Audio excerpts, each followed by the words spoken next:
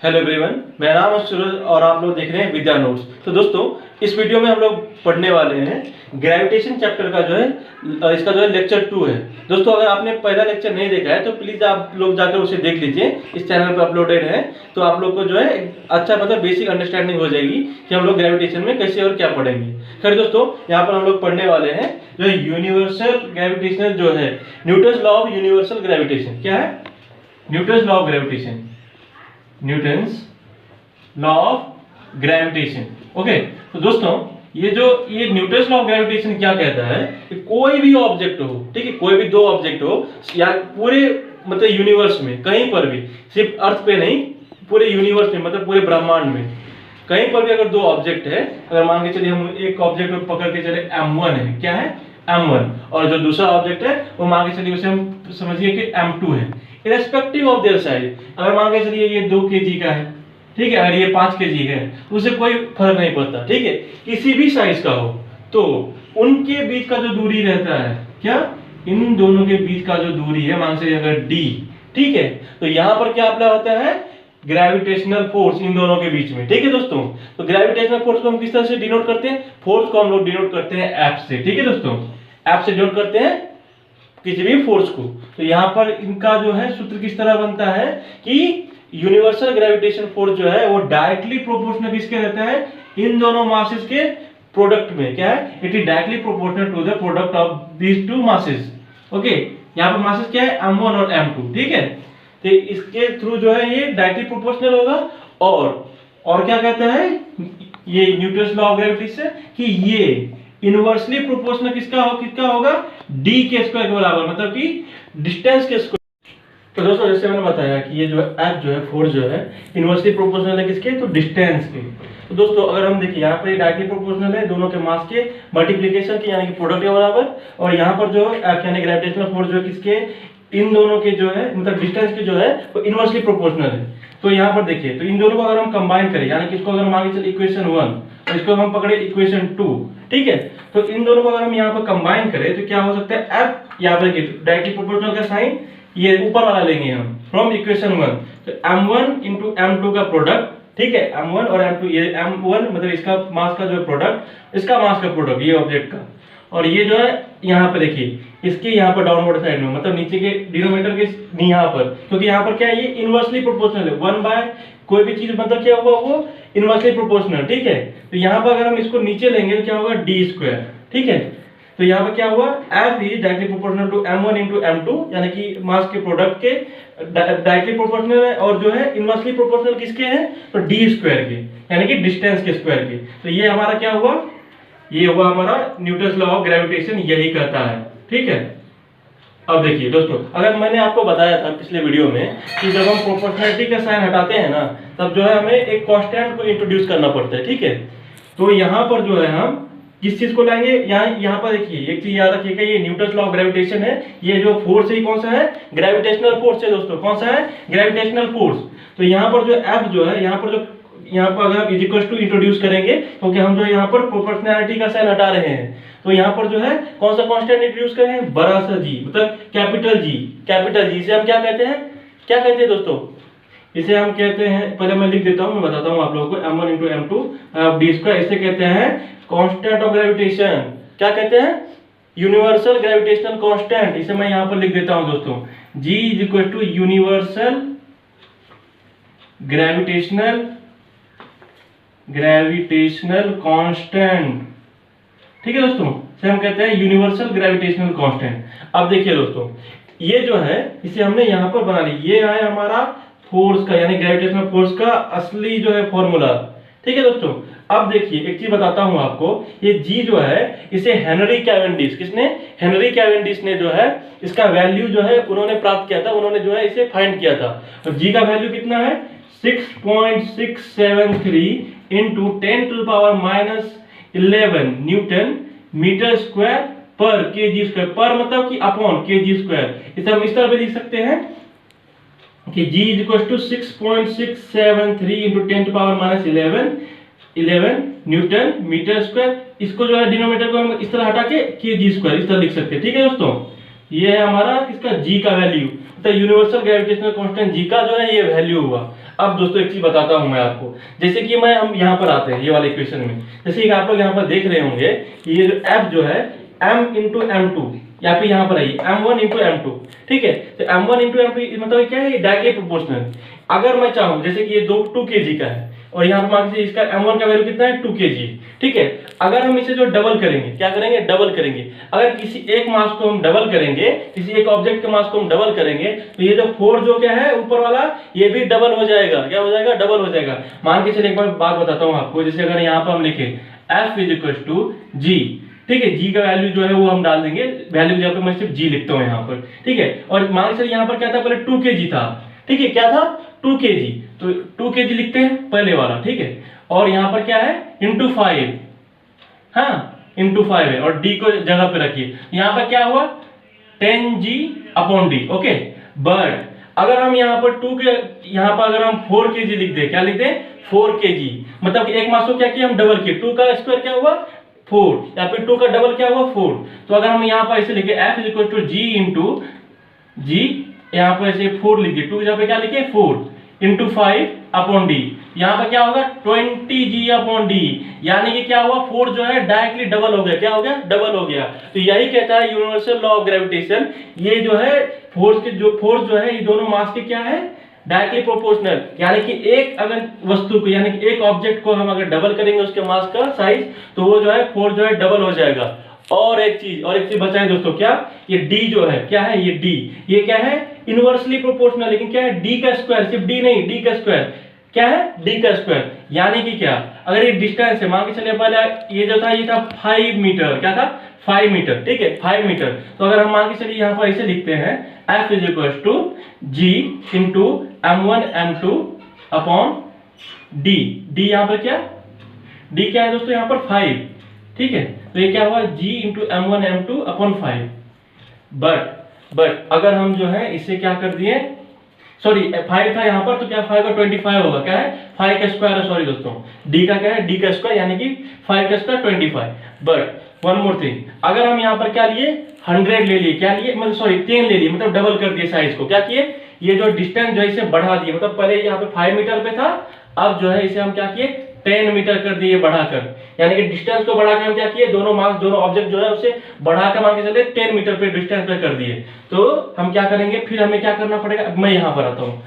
तो F is equal to G m1 m2 पर d क्या है हमारे पास 10, तो 10 का यहाँ पर क्या है स्क्वायर लेना है, d स्क्वायर है ना यहाँ पर, तो 10 का स्क्वायर लेना है। तो क्या हो गया यहाँ पर F इज इक्वल टू, ठीक है, जी m1 m2 अपॉन 10 का स्क्वायर क्या हुआ 100, 10 का स्क्वायर 100। तो आप लोग देख पा रहे होंगे जहां पर पहले यहाँ पर डिनोटर में 25 था, यहाँ पर जो है 100 हो गया। और एक चीज यानी कि क्या ये 4 टाइम्स हो गया, बट अगर ये ऊपर में रहता तो 4 टाइम्स क्या बढ़ जाता, बट यहाँ पर ये नीचे है, यानी कि इनवर्सली प्रोपोर्शनल है, क्या इनवर्सली प्रोपोर्शनल, यानी कि ये 4 टाइम्स जो है रिड्यूस यानी कि कम हो गया है। मतलब क्या हुआ कि अगर हम मास को डबल करेंगे तो क्या होगा, फोर्स जो है ग्रेविटेशनल फोर्स क्या है 2 टाइम्स बढ़ जाएगा। यहाँ पर अगर मास बढ़ा है 2 का 4 किया तो क्या हुआ 2 टाइम्स बढ़ गया, यहाँ पर 10 का 20 हो गया। बट अगर यहाँ पर हम जो है डिस्टेंस को डबल किए, यानी कि पहले 5 था तो वहां पर क्या हुआ 25, बट अगर जो है यहाँ पर जो है हम 10 कर दिए यहाँ पर, तो 10 का स्क्वायर क्या हुआ 100, यानी कि अगर हम डिस्टेंस को बढ़ाते हैं तो क्या हुआ फोर्स जो है ये 4 टाइम्स कम हो जाता है। समझे आप लोग, मास यानी कि 2 टाइम्स बढ़ जाता है, अगर हम डिस्टेंस को बढ़ाते हैं तो क्या होता है कि हमारा जो है ये फोर्स जो है ये 4 टाइम्स डिक्रीज यानी कि कम हो जाता है। और एक चीज दोस्तों आपको मैंने एक चीज बताया था, अगर समझ के चलिए मान के चलिए कि ये जो है 2 ऑब्जेक्ट है, ठीक है, ये मैं भी किसी भी शेप का समझ लेता हूं, बट अगर जो है ये क्या है,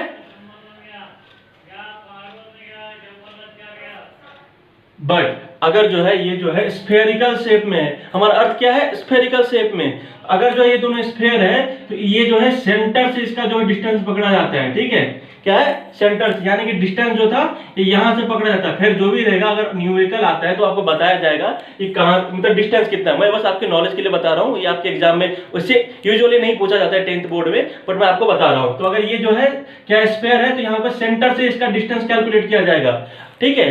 अगर लेकिन क्या है, ये जो है इसकी जो जियोमेट्री जो है वो क्या है, स्फेरिकल है, ठीक है, यानी कि शेप स्फेरिकल है, और जो है इसकी डेंसिटी जो है सेम है, यानी कि जितना सेम पार्टिकल्स है हर जगह, ठीक है दोस्तों।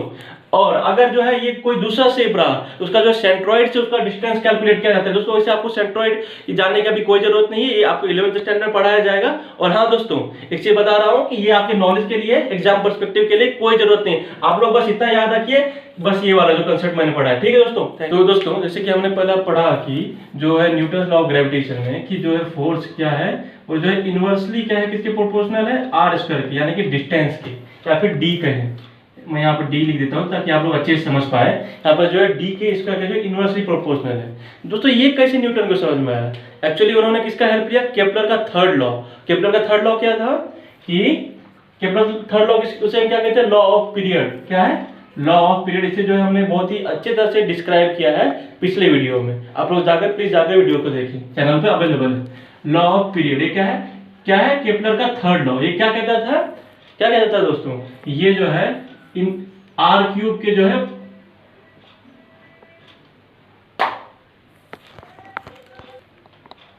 तो ये क्या कहता था कि लॉ ऑफ पीरियड कहता है टी, यानी लॉ ऑफ पीरियड यानी कि टी डायरेक्टली प्रोपोर्शनल किसके है, आर क्यूब के, यानी कि डिस्टेंस के क्यूब के, ठीक है। वो केपलर लॉ में जाकर आप लोग पढ़े वो समझ में आ जाएगा, मैंने बस रेफरेंस के लिए बताया। अब दोस्तों हम यहाँ पर आते हैं, और इससे पहले ही हमने ये बताया था कि किसी भी ऑब्जेक्ट को जो अगर हम सर्कुलर मोशन परफॉर्म कराते हैं, ठीक है, सर्कुलर मोशन परफॉर्म, देखिए एक चीज मैं आपको पहले समझा देता हूँ, सर्कुलर मोशन और आप लोग कंफ्यूज होते होंगे कि यूनिफॉर्म सर्कुलर मोशन, इन दोनों में फर्क क्या है। देखिए सर्कुलर मोशन क्या, ये सर्कल है जैसे, ठीक है, ये सर्कल है, इस पे अगर कोई ऑब्जेक्ट मूव कर रहा है तो क्या है, सर्कुलर मोशन।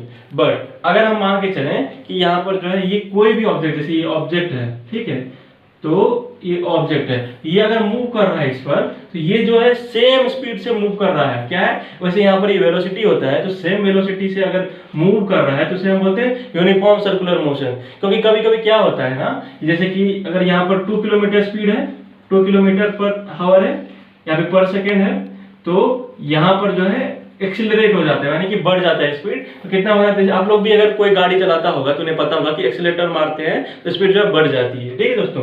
तो यहाँ पर मान के चलिए 5 किलोमीटर पर सेकेंड हो गया, तो यहाँ पर क्या एक्सीलरेट हो गया, ये जो है यूनिफॉर्म सर्कुलर मोशन नहीं होगा। यहाँ पर सर्कुलर जो है ये शेप पे जो है मोशन कर रहा है, क्या हुआ, सर्कुलर मोशन।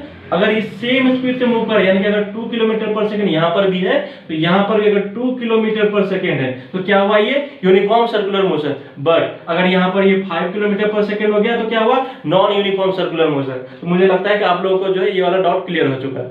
अब दोस्तों हम यहाँ पर आते हैं, तो जैसे कि मैंने बताया कि किसी भी चीज को अगर हम ऐसे घुमाते हैं सर्कल में, किसी ऑब्जेक्ट को, तो उसे जो है तो सेंट्रीपिटल फोर्स लगता है। क्या, अब देखिए जैसे कि यहाँ पर सन का हम लोग एग्जांपल लेते हैं, ये सन है, क्या है, सन।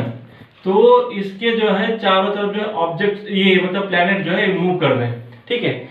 ऑब्जेक्ट जो है वैसे ये एलिप्टिकल शेप होता है, मैं सर्कुलर शेप करके बताता हूँ क्योंकि ये सर्कुलर मोशन में जो है आपको अच्छे से समझ में आएगा।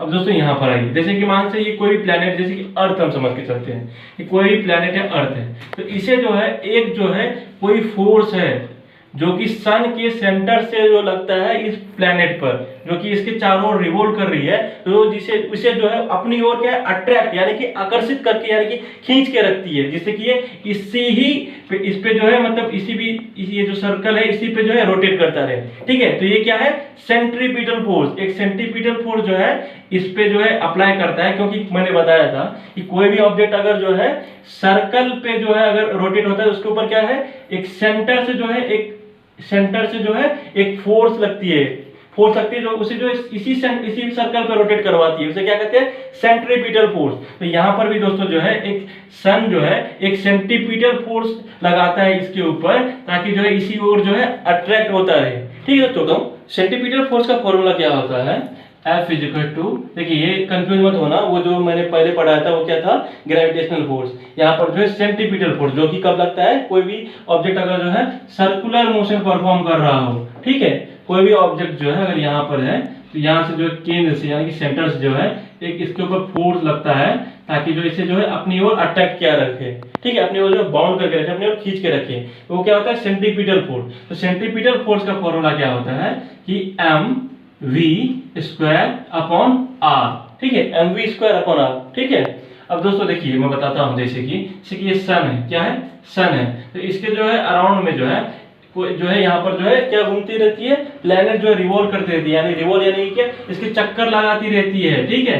तो ये क्या है, मान के चलिए प्लेनेट यानी कि अर्थ है हमारा, ठीक है, अर्थ हमारा प्लेनेट है, ये मान के सन के जो है चारों ओर जो है क्या रिवॉल्व कर रही है। जो भी प्लेनेट है सभी को हम कंसीडर कर सकते हैं, लेकिन मैंने आपको सिर्फ एग्जाम्पल के लिए यहाँ पर जो यानी कि अर्थ लिया है। अब दोस्तों देखिए यहाँ पर जो है ये एक क्या लगाता है, सेंट्रीपिटल फोर्स लगाता है, ताकि जो है ये इसकी ओर जो है बाउंड होकर रखे, यानी कि अट्रैक्ट होकर रखे, और जो है ये ऑर्बिट पे यानी कि ये पाथ पर जो है रिवॉल्व करता रहे, ठीक है दोस्तों।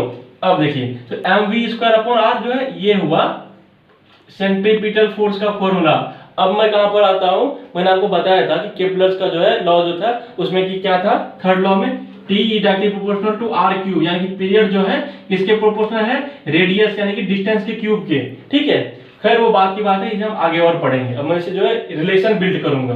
अब और एक चीज ये देखिए, ये जो v जो है, v यानी कि वेलोसिटी, वेलोसिटी मतलब क्या होता है, वेलोसिटी जो है क्या है, वेक्टर क्वांटिटी है। स्पीड और वेलोसिटी सेम होता है, बस डिफरेंस क्या होता है ना कि स्पीड में सिर्फ ऐसा होता है कि 5 kilometre 10 kilometre per hour 5 kilometre per hour, but जो यहाँ पे वेलोसिटी होता है ये जो कि वेक्टर क्वांटिटी, मतलब इसमें जो डायरेक्शन भी लगता है, मतलब हम कैसे कहेंगे कि 5 kilometre per hour in the direction east, ठीक है, यानी कि इन द ईस्ट डायरेक्शन। तो ये क्या हुआ, ये हुआ वेलोसिटी।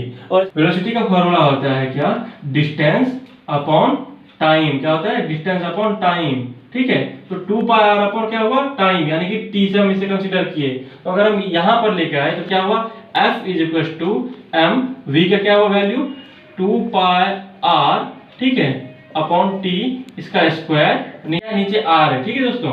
तो ये क्या हुआ, इसे हम पूरा अगर मतलब इसे इलेबोरेट करें या फिर अगर हम करें तो क्या हुआ, m यहाँ का, और 2 का स्क्वायर क्या हुआ 4, और पाई का स्क्वायर पाई स्क्वायर, r का square r square, upon t का स्क्वायर, अपॉन क्या हुआ r। ये r जो है ये इस ब्रैकेट में नहीं है, ये नीचे है, ये यहाँ से लाया गया था, ठीक है दोस्तों। जो ये कहाँ आएगा, ये यहाँ पर आएगा, क्या आएगा यहाँ पे, देखिए ये बड़ा डिनोमिनेटर है, ये नीचे वाला है, ठीक है।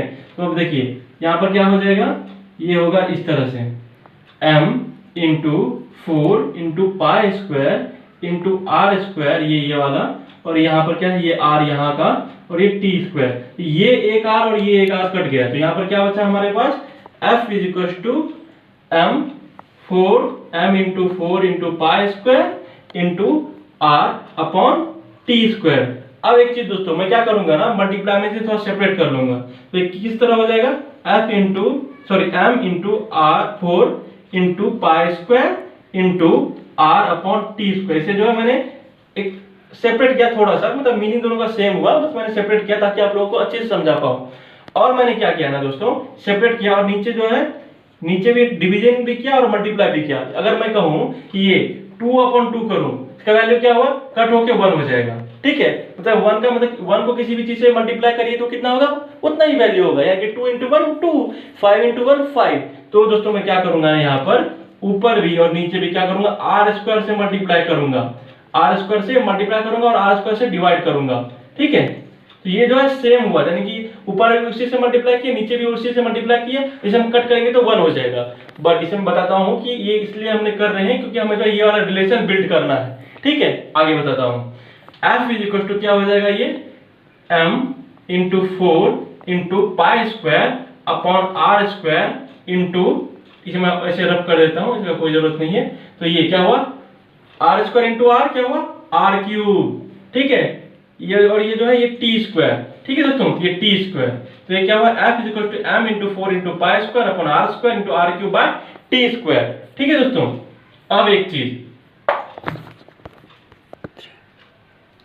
दोस्तों, यहाँ पर जो है हम यहाँ पर आ चुके हैं। और एक चीज दोस्तों, ये जो है t जो था, ये क्या था, केपलर का थर्ड लॉ में क्या था ना कि पीरियड का स्क्वायर था, वो क्या है, इसके डिस्टेंस यानी कि रेडियस के क्यूब के बराबर था।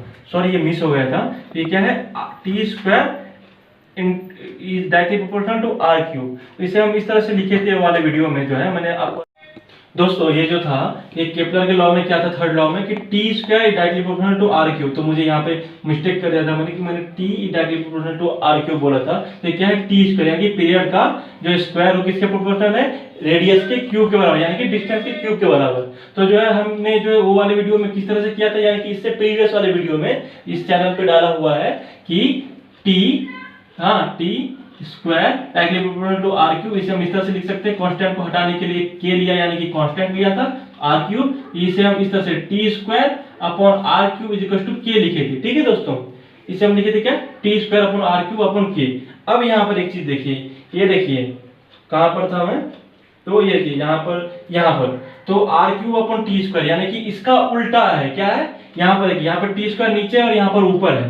तो ये जो है इसे हम अगर यहाँ पर लिखना चाहें, इसे इस तरह से लिख सकते हैं क्या दोस्तों, कि आर क्यूब जो है ये ऊपर हो गया, क्या हो गया, आर क्यूब ऊपर हो गया, टी स्क्वायर नीचे हो गया।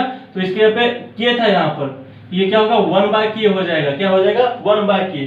तो यहाँ पर क्या हुआ कि हम इसे इस तरह लिखेंगे, m × 4 × pi square upon R square into, अब यहाँ पर देखिए ये क्या होगा ना, 1/k हो जाएगा, क्या हो जाएगा, 1/k।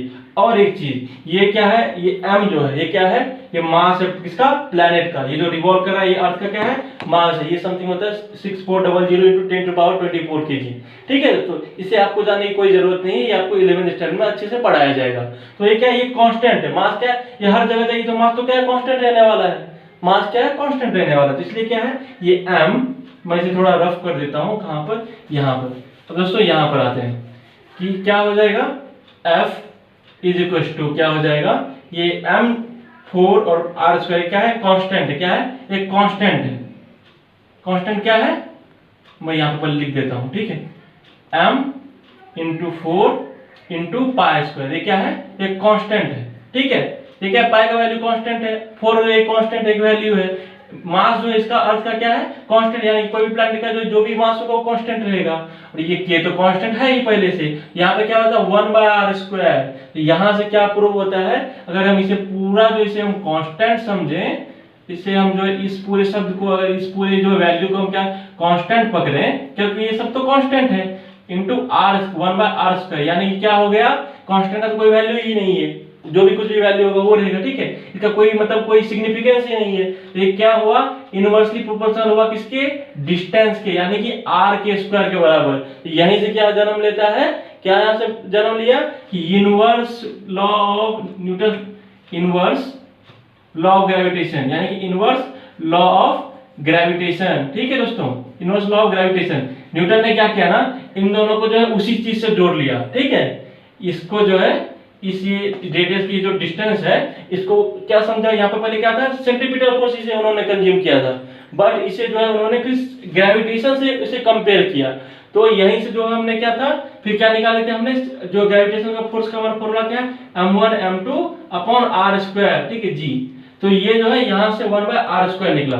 ठीक है, कहाँ, यहाँ पर जो है, ठीक है, न्यूटन, ये देखिए F is equal to constant to 1/r²। तो ये r² कहाँ से आया, यहाँ से आया। ठीक है दोस्तों, यहाँ से जो है न्यूटन लॉ ऑफ ग्रेविटेशन जो है पूरा खत्म होता है। अब इसका जो है आगे हम इसका जो है एग्जांपल्स बताएंगे आपको, और जो इसके मतलब ये किस तरह से हाइट और डेप्थ के साथ साथ जो है बढ़ता है घटता है वो भी बताएंगे। और एक चीज दोस्तों, वैसे ग्रेविटेशन जो है, ये जो है अमंग जो जितने भी फोर्स है सब में से जो है सबसे कम, मतलब उसका जो है मतलब पोटेंशियल है, मतलब सबसे कम जो है उसकी क्या है, सिग्निफिकेंस है। ग्रेविटेशन कितना है, 9.8 मीटर पर सेकेंड स्क्वायर। ठीक है, 9.8 मीटर पर सेकेंड, ये जो सबसे कम है। बट जो है इसका, लेकिन क्या है, जो भी यूनिवर्स है उसे जो आपस में बांध के रखा है, क्या है वो, क्या है, ग्रेविटेशनल फोर्स। ठीक है दोस्तों, मैं अब जो है आपको क्या पढ़ाऊंगा, आपको यहाँ से जो है न्यूमेरिकल सॉल्व कराऊंगा, जो आपके टेक्स्ट बुक में सॉल्व है, और आपको अच्छे से बताता हूँ कि वो किस तरह से सॉल्व होगा। ठीक है दोस्तों, अब जो है हमारे पास न्यूमेरिकल में क्या दिया गया है कि महेंद्र और विराट जो है, ये दो व्यक्ति हैं या फिर दो दोस्त हैं, इनके बीच की क्या है दूरी पे 1 मीटर की डिस्टेंस पे दोनों बैठे हैं, यानी क्या r क्या हुआ, 1 मीटर, क्या है गिवन। ऐसा आप लोग जब भी एग्जाम में सॉल्व करेंगे किस तरह से सॉल्व करेंगे, इस तरह से फॉर्मेट देंगे, given is equal to r is equal to 1 metre, क्या है 1 मीटर, ये क्या है ऐसा यूनिट, ये भी डालना जरूरी है। ठीक है, और जो महेंद्र का वेट कितना है, यानी महेंद्र यानी कि m1, ठीक है, इसका वेट कितना है 75 kg। ठीक है, ये गिवन में आपके टेक्स्ट बुक में दिया गया है। और जो है m2 यानी कि विराट, ये कितना है 80 kg, इसमें से एक जो है ये 80 kg का, ठीक है दोस्तों। मान के चलिए ये वाला ये क्या है 80 kg का, कोई फर्क नहीं पड़ता कि ये 80 kg या 80 kg का, ठीक है। अब दोस्तों हमारे पास क्या है फाइंड करने के लिए बोला गया है कि जी भी दिया गया, सॉरी जी यानी कि जो ग्रेविटेशनल कांस्टेंट का वैल्यू है वो दिया गया है, वो आपको दिया जाएगा अगर एग्जाम में आता है तो। कितना है 6.67 × 10⁻11 न्यूटन मीटर स्क्वायर पर केजी स्क्वायर। अब दोस्तों देखिए यहाँ पर हम सॉल्व करते हैं न्यूमेरिकल, हमें क्या फाइंड करना है इसे। अब ये देखिए ये हमारा गिवन हो गया। अब यहाँ पे क्या डालेंगे टू फाइंड, क्या हमें फाइंड करना है फोर्स ऑफ ग्रेविटेशन यानी ग्रेविटेशनल फोर्स, ग्रेविटेशन कितना है ये फाइंड करना है, ठीक है। अब हम इसे किस तरह से सॉल्व करेंगे, पहले लिखेंगे यहाँ पर फॉर्मूला, क्या फॉर्मूला, इसे लिखेंगे फॉर्मूला, फिर डालेंगे इसे इक्वल टू, हमारे पास ग्रेविटेशनल फोर्स का फॉर्मूला क्या है F is equal to m1 × m2 upon r square, और यहाँ पे क्या कांस्टेंट ऑफ ग्रेविटेशन g, ठीक है दोस्तों। और हम यहाँ पे फिर डालेंगे सॉल्यूशन, क्या सॉल्यूशन। ऐसा अगर आप लोग स्टेप डालेंगे तो आपको पूरे के पूरे मार्क्स मिलेंगे, ठीक है। यहाँ पर क्या है solution F is equal to, हमें क्या फाइंड करना है F, ठीक है, टू फाइंड F। g कितना दिया गया है 6.67 × 10⁻11, ठीक है। ये यूनिट लिखने का भी कोई जरूरत नहीं है, ठीक है। और यहाँ पर जो है क्या है m1 का वैल्यू कितना है हमारे से 75 और 80 kg। m1 क्या है हमारे पास 75 है और m2 कितना है हमारे पास 80 है, ठीक है दोस्तों। अब r यानी कि r कितना दिया गया है 1, तो 1 का क्या लेना है स्क्वायर, ठीक है। अब एक चीज बताइए 1 × 1 क्या है 1, तो 1 का स्क्वायर क्या हुआ 1, तो 1 का स्क्वायर का कोई वैल्यू नहीं होता, ठीक है। तो 1 का स्क्वायर यानी कि 1, मतलब उसे हम जो है हटा सकते हैं, कोई जरूरत नहीं है 1 लिखने के नीचे। तो ये देखिए यहाँ पर जब हम मल्टीप्लिकेशन करेंगे पहले जो है ये वाला वैल्यू और इसको करेंगे क्योंकि ये 0 है और इसमें जो है पॉइंट है, तो क्या है आपको ज्यादा सिंपल होगा सॉल्व करने में, यानी 6.67 × 80, ठीक है। तो ये देखिए 3 ऊपर वैल्यू तो 0 है तो इतने 0 लगा देंगे, फिर देखिए फिर जो दूसरा नंबर होगा उसे हम पहले 0 लिखेंगे, उसके बाद मल्टीप्लिकेशन शुरू करेंगे। 8 × 7 56, तो उसका 56 क्या लिखेंगे 6, यहाँ पे कैरी क्या जाएगा 5, ठीक है दोस्तों, क्या जाएगा कैरी 5। 8 × 6 फिर से 8 × 6 48 प्लस 5 क्या होगा प्लस 5 53, इसका 3 और इसका जो है यहाँ पर क्या ले जाएगा वापस से 5, ठीक है। 8 × 6 48 प्लस 5 53, ठीक है। तो अगर इसे हम प्लस करेंगे तो ऐड करेंगे तो यह 0 6 3 3 5, ठीक है। तो यहाँ पर देखिए यहाँ पे 2 डिजिट के बाद जो है डेसिमल है, तो यहाँ से 1 2 यहाँ पर आ गया डेसिमल, हमारे पास क्या वैल्यू हुआ 533.6, डेसिमल के बाद 0 की कोई जरूरत नहीं है, ठीक है। और यहाँ पर क्या 75 × 75 करेंगे तो क्या होगा 5 × 6 30 और कैरी 3, 5 × 3 15 प्लस 3 18, 5 × 3 फिर से 15 प्लस 1 15 प्लस 1 यहाँ पे कैरी था सॉरी, तो यहाँ पे 16 हो गया और 5 5 जा 25 और यहाँ पे 1 कैरी था तो 26। तो यहाँ पे फिर से 0 आएगा क्योंकि हमने यहाँ पर 0 लेंगे, क्योंकि अगर दूसरा देसी डिजिट आएगा तो हम पहले 0 से शुरू करेंगे, ठीक है। 7 × 6 यहाँ पे 42 का 2 और यहाँ पे कैरी 4, 7 × 3 21 प्लस 4 5 25 प्लस यहाँ पे 5 लिखेंगे, यहाँ पे कैरी 2, ठीक है। 7 3 जा 21 प्लस 2 23 का 3 और यहाँ पे कैरी 2, 7 5 जा 35 प्लस 2 37, तो यहाँ पर क्या हुआ 37 और इसे हम जो है ऐड करेंगे 0 8 to 10 1 कैरी 5 6 कैप 11 प्लस 1 क्या हुआ 12 और फिर से 1 कैरी और 6 और 3 9 प्लस 1 10 का 0 और वहां पे 1 कैरी 7 to 9 और 0 फिर जाके 1 कैरी 3 का 1 4 हो जाएगा, ठीक है। अब यहाँ पर देखिए ये जो है यहाँ पर ये कैसे था कि 6 यहाँ पे एक पॉइंट के बाद क्या था यहाँ पर जो है 533.6 था, ठीक है। यानी कि तो यहाँ पर क्या हुआ ये एक पॉइंट के बाद जो है यहाँ पे ये हो जाएगा पॉइंट आ जाएगा, क्या हुआ 40020 और इसे हम किस तरह से लिख सकते हैं, इसे हम 10 के फैक्टर में भी लिख सकते हैं। किस तरह से, ये हो रहा है 4 पॉइंट, देखिए यहाँ से कहाँ पे हटाएंगे 1 2 3 यानी कि 1 2 3 यहाँ पे 4, तो यानी कि इसे हम लिख देंगे 4.002 और 4 डिजिट के बाद इसलिए इसे लिखेंगे 10 का पावर 4, 10 का पावर 4 एक पॉजिटिव में। अब यहाँ पर आते हैं हम लोग, तो क्या था देखिए यहाँ पर ये वैल्यू में, तो यहाँ पे देखिए सबका वैल्यू जो है इन सब का वैल्यू 6.67, इसका मल्टीप्लिकेशन का वैल्यू क्या आ गया, ये हो गया 4.002 × 10 पावर 4 और ये यहाँ पर क्या दिया हुआ था 10 पावर -11, ठीक है। 1 का तो 1 ही होता है उसका कुछ नहीं। अब देखिए +4 और -11 मतलब क्या होगा 10⁴ इंटू 10⁻11। आपको पता होगा कि अगर सेम ये रहता है m, तो ये लीजिए m आपने इंडेक्स वाले में पढ़ा होगा, इंडेक्सेस वाले में, कि अगर यहाँ पर जो है a⁻m हुआ और एक यहाँ पर जो है सेम यानी कि a है उसका वैल्यू n हुआ, तो क्या हुआ ये दोनों जो है ऐड हो जाते हैं यानी m + n हो जाता है। तो ये देखिए +4 और -11 क्या हो जाएगा, -4 -11 हो जाएगा, माइनस जा रहा है तो यहाँ पे -7 बच जाएगा, तो ये क्या हो जाएगा, इसका वैल्यू हो जाएगा 10⁻⁻7। तो इसका आंसर क्या हुआ 4.002 इंटू 10⁻⁻7 और 4 से इसलिए न्यूटन, ये हुआ आपका आंसर। और एक चीज दोस्तों, ये देखिए ये जो इसका वैल्यू जो है बहुत कम है। बहुत कम कैसे है, आपको लग रहा होगा कि ये 4 है और इसका 10⁻⁻7, देखिए ये नेगेटिव में है, क्या है नेगेटिव में, ये जो है इस तरह से जाता चला जाएगा, यानी कि ये बहुत ज्यादा कम है फोर्स का वैल्यू। तो अगर मान के चलिए यहाँ पर अगर महेंद्र बैठा है, यहाँ पे विराट बैठा है और वो बेंच पे बैठे हैं, मान के चलिए अगर इनके बीच में जो है फोर्स ऑफ फ्रिक्शन कम होगा। फोर्स ऑफ फ्रिक्शन किसे कहते हैं, जैसे मान के चलिए कोई भी अगर हमारे पास बुक है या फिर कोई भी ऑब्जेक्ट है उसके ऊपर अगर हम जाते हैं, ठीक है दोस्तों, तो यहाँ पर देखिए अगर मैं जा रहा हूँ तो मुझे कोई चीज जो है ये रोक के रखी है, क्या रखी है, रोक कर रखी है, ठीक है, ये हुआ ये फ्रिक्शन रोक रहा है, क्या रोक रहा है, फ्रिक्शन। बट ये बोर्ड पे देखिए अगर मैं ऐसे जा रहा हूँ, देखिए ये यहाँ पर जो है फ्रिक्शन कम है, ठीक है, यहाँ पर जो है अगर फोर्स ऑफ फ्रिक्शन कम हुआ तो ये, क्योंकि यहाँ पे फोर्स ये भी कम है जो इसे सेपरेट करके रखी, खींच के रखी है, तो ये जो है कम हो जाएगा, ठीक है दोस्तों। ये हुआ आपका न्यूमेरिकल का अंत। अब दूसरा न्यूमेरिकल पे आते हैं दोस्तों। हमारे पास जो हमारा सेकंड न्यूमेरिकल है उसमें क्या बोला गया है, ये एक बॉल है, ठीक है, एक बॉल है, उसे जो है एक आदमी ऊपर फेंकता है, कोई भी ऊपर फेंकता है, ठीक है, एक 4.5 मीटर जो है ये यहाँ पर डिस्टेंस ट्रेवल करता है, यहाँ पर मैक्सिमम हाइट रीच करता है, यानी कि जैसे हम किसी बॉल को ऊपर ऐसे फेंकेंगे तो 4.05 मीटर, सॉरी 4.05 मीटर जो ऊपर पहुंच गया यहाँ पर, ठीक है, और उसके बाद जो है वो नीचे आता है वापस से, ठीक है, नीचे आता है। तो हमारे पास क्वेश्चन में क्या है कि जब ये फेंक रहा था तो इनिशियल वेलोसिटी यानी कि u कितना था, ठीक है, इनिशियल वेलोसिटी को हम डिनोट करते हैं u से, फाइनल वेलोसिटी को डिनोट करते हैं v से। अब दोस्तों हमारे पास g यानी कि एक्सेलरेशन ड्यू टू ग्रेविटी कितना दिया गया है, गिवन में कितना है, गिवन में g कितना है 10 metre per second square, okay, ये जो है राउंड फिगर कर दिया 10 मीटर पर सेकेंड स्क्वायर। अब दोस्तों देखिए जब हम ऊपर फेंकते हैं क्या किसी भी ऑब्जेक्ट को, जी जब हम देखिए ऊपर से अगर जैसे एप्पल गिरा नीचे तो वहां पे क्या हुआ, जी क्या हुआ पॉजिटिव में हुआ। बट अगर हम किसी चीज को ऊपर फेंकेंगे तो क्योंकि जो है उसे ग्रेविटेशन नीचे की ओर एक्ट करता है, मैंने आपको पहले वीडियो में बताया था, बट यहाँ पे जो है ये ऊपर की ओर जा रहा है, तो इस यहाँ पर जो ग्रेविटी कितना होगा माइनस यानी कि नेगेटिव में होगा, क्या होगा g is equal to -10 metre per second square. लेकिन g हम ऐसे नहीं लिखेंगे, इसे हम लिखेंगे एक्सेलरेशन के फॉर्म में, क्या एक्सेलरेशन इज इक्वल टू, इसे हम क्या बोलेंगे g यानी कि एक्सेलरेशन ड्यू टू ग्रेविटी, इसे हम a के वैल्यू में भी डालेंगे तो कोई फर्क नहीं पड़ता। यहाँ पे क्या a is equal to -10 metre per second square. अब दोस्तों हमारे पास जो है न्यूटन्स लॉ ऑफ मोशन में जो है न्यूटन्स की क्या है इक्वेशन थे, क्या थे इक्वेशंस।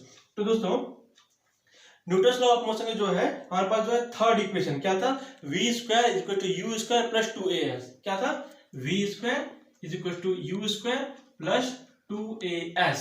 अब और एक चीज दोस्तों, जब ये चीज ऊपर जा रहा था, यहाँ पे देखिए यहाँ पे जाकर रुक गया 4.05 मीटर, यहाँ पर जाकर, तो यहाँ पर जब रुक गया तो इसका यहाँ पर क्या वेलोसिटी यानी कि v कितना हो गया, 0 हो गया, क्या हो गया 0 हो गया, क्योंकि यहाँ पर जाकर रुका है, क्या v क्या हुआ 0, और ये फाइनल वेलोसिटी है। तो v का मतलब क्या, ये फाइनल वेलोसिटी, ये इनिशियल वेलोसिटी जो हमें फाइंड करना है, और ये एक्सेलरेशन यानी ये, और s यानी कि कितना, s यानी कि क्या हुआ ये s इज इक्वल टू 4.05, ये क्या है गिवन में है क्योंकि ये इतना दूर जो है ट्रेवल किया है, ठीक है दोस्तों, ऊपर की ओर। अब v क्या है 0 है हमारे पास, 0 का स्क्वायर क्या होगा, वैसे 0 ही होगा। u हमें फाइंड करना है कि u स्क्वायर प्लस 2, और ये क्या है हमारे पास, ये कितना दिया गया है -10 दिया गया था, मैंने आपको बताया कि माइनस कैसे हुआ, ठीक है दोस्तों, ये नेगेटिव में वैल्यू लिए 2 इंटू -10। अब यहाँ पर s क्या है, s 4.05। अब दोस्तों यहाँ पर आते हैं, ये क्या है, ये 0 है, u स्क्वायर यहाँ पर क्या है प्लस इंटू माइनस क्या होगा -20 हो जाएगा, 2 इंटू 10 20 प्लस माइनस माइनस तो -20 इंटू 4.05, ठीक है दोस्तों। अगर हम इसे देखिए u स्क्वायर 0 यहीं पर रहने दें, अब देखिए इसे हम मल्टीप्लाई करेंगे यानी कि क्या 4.05 इंटू 20, ठीक है, क्या होगा ये 0 से तो 3 वैल्यू ऊपर, तो ये 3 लिख दें, फिर ये 2 है तो 2 का पहले मल्टीप्लाई करने से पहले क्या लिखेंगे 0, फिर 2 इंटू 5 0 कैरी 1, फिर 2 इंटू 0 0 प्लस 1 1, 2 इंटू 4 8। ठीक है दोस्तों, अब ये क्या हो जाएगा 8100, क्योंकि यहाँ पर 2 0 थे तो यहाँ पर 0 यहाँ पर आ गया। ठीक है, यहाँ पर जो है इसे लिख दिए, क्या हुआ 81 क्या हुआ हमारा आंसर होगा, क्योंकि 0 पॉइंट के बाद जो है 0 का कोई वैल्यू नहीं रहता है, तो ये क्या हुआ -81 हो गया। अब और एक चीज, ये माइनस में है, अगर हम इज इक्वल टू इस साइड लेकर आए क्या हो जाएगा, ये प्लस हो जाएगा, इसे हम इस तरह लिखेंगे +81 is equal to u square. समझ गए ना, माइनस को अगर हम इस साइड लेकर आए तो क्या होगा प्लस हो जाएगा, और प्लस होता अगर इस साइड लेकर आए तो क्या होता माइनस हो जाता। अब एक चीज, इसे हम इस तरह भी लिख सकते हैं u square is equal to 81। अब किसी चीज को जो है हम अगर हम स्क्वायर हटाते हैं, यहाँ पे क्या हम स्क्वायर ले रहे हैं, क्या taking square from both side, तो क्या हो जाएगा यहाँ पे हो जाएगा +-81 हो जाएगा। बट ये वेलोसिटी जो है कभी भी क्या पॉजिटिव रहती है, क्या है पॉजिटिव, वो नेगेटिव में नहीं होगी। तो ये क्या u का वैल्यू कितने हमें मिल गया यहाँ पे, सॉरी ये जो है इसका हम स्क्वायर लिए इसलिए 9 हुआ, ये u कितना वैल्यू हो गया +9, यानी कि 9 metre per second. Initial velocity कितना होता है यहाँ पर 9 मीटर पर सेकेंड का। ठीक है दोस्तों, ये है आपका first half of the answer. अब जो है हमें और चीज क्या फाइंड करना है, हमें जो है दूसरा चीज क्या फाइंड करना है। अब जो है हमें क्वेश्चन में और एक चीज बताया गया है, मतलब पूछा गया है फाइंड करने के लिए क्या, तो ऊपर से नीचे वक्त आते वक्त जो है टाइम कितना लगा, मतलब यहाँ से यहाँ पर जो है आते वक्त टाइम कितना लगा। ठीक है दोस्तों, हमें जो है फाइंड करना है इतना टाइम।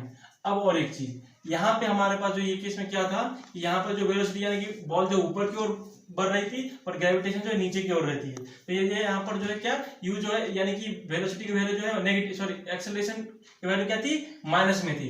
बट यहाँ पर जो है हमें ऊपर से नीचे की ओर आना है, यानी कि वेलोसिटी और जो है ग्रेविटेशन की वैल्यू क्या होगी, दोनों जो है सेम डायरेक्शन में होगी, तो इसलिए हम g यहाँ पे क्या है पॉजिटिव में रहेगा। यहाँ पर देखिए, यहाँ पे मैंने यहाँ पे a is equal to g is equal to a, यहाँ पे a is equal to g जो था यहाँ पर माइनस में था, यहाँ पे प्लस में होगा क्या 10 मीटर पर सेकेंड। ठीक है, 10 मीटर पर सेकेंड स्क्वायर। और हमें क्या फाइंड करना है, t फाइंड करना है। फाइंड करना है क्या t, ऊपर से नीचे आते वक्त जो है टाइम कितना लगा था। ठीक है दोस्तों, हमने जो है u फाइंड कर लिया है। ठीक है, तो यहाँ पर देखिए, ये यहाँ पर इसका इस केस में जो है u क्या होगा बताता हूं मैं, सिर्फ ऊपर से नीचे आना है। ऊपर जो है एक जात, यहाँ पर देखिए, यहाँ पर जो था u क्या है 0 था, क्या था 0।